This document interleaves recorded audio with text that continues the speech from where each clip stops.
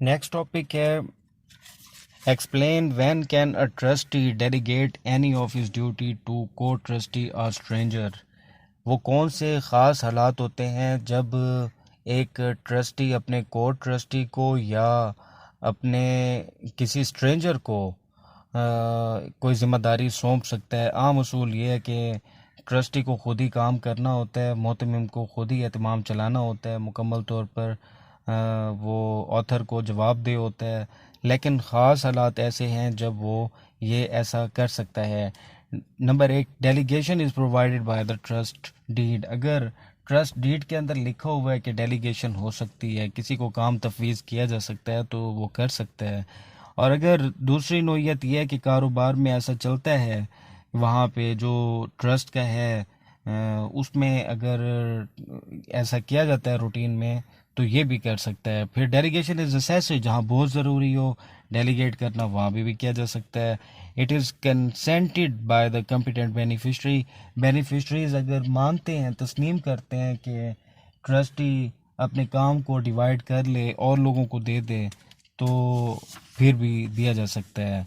लेकिन ये करते हुए ज़रूरी है कि सरकमस्टांसेस जस्टिफाई करते हों कि ऐसे हालात थे, ज़रूरी था कि ट्रस्ट के अंदर किसी की दूसरे की हेल्प ज़रूरी थी, तो फिर उस सूरत में और ट्रस्टी का बिहेवियर ऐसा हो कि उसने एक प्रूडेंट पर्सन के तौर पे, एक अच्छे इंसान, एक समझदार इंसान के तौर पे ऐसा किया हो।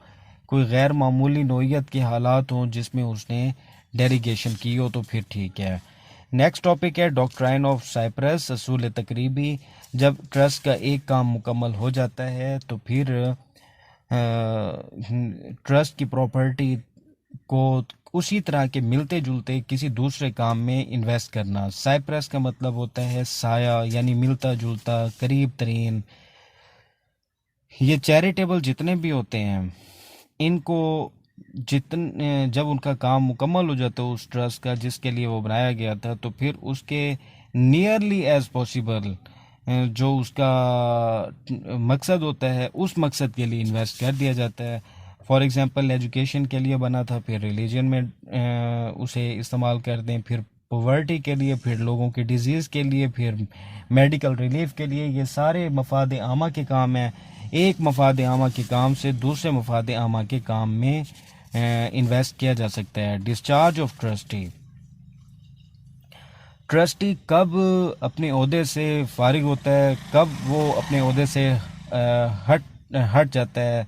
जब उसकी डेथ होती है। यहाँ पे हालात वाक़यात कुछ दिए हुए हैं कि उसका ऑफिस कब कब विकेट होता है। जब उसकी डेथ हो जाती है, जब वो अपने ऑफिस से ऑफिस में मौजूद ना हो, यानी फ़ौरन चला जाए, कहीं चला जाए।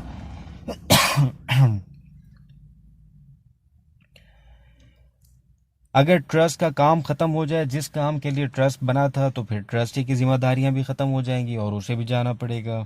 उसकी ड्यूटीज़ मुकम्मल हो गई तो ट्रस्टी का काम ख़त्म हो गया। ट्रस्ट डीड के अंदर लिखा हुआ था 2 साल के लिए, 2 साल मुकम्मल हो गए तो ट्रस्टी का काम ख़त्म हो गया।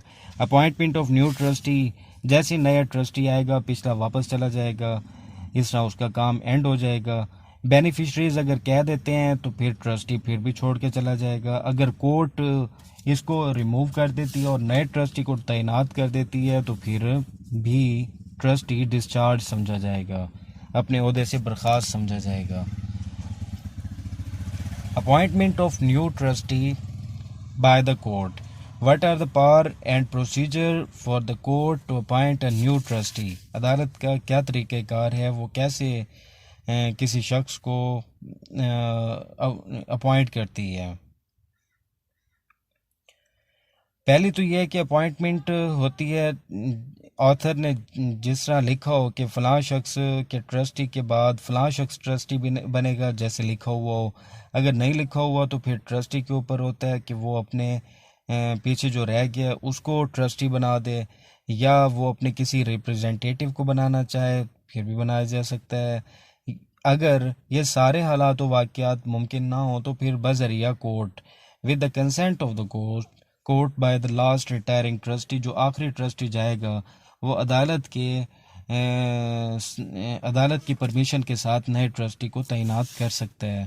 हम पीछे हालात व वाक़यात पढ़ आए हैं। जब नए ट्रस्टी को तैनात किया जाता है, उसकी वजह यही होती है कि पिछला ट्रस्टी जा चुका होता है, फोत हो चुका होता है, इंसॉल्वेंट होता है या इनकैपेबल हो जाता है, परफॉर्म नहीं कर सकता, या वो ट्रस्ट के ख़िलाफ़ हो जाता है, उसके मकासद तब्दील हो जाते हैं, वो आउट ऑफ कंट्री चला जाता है, वो डिस्क्वालीफाई हो जाता है।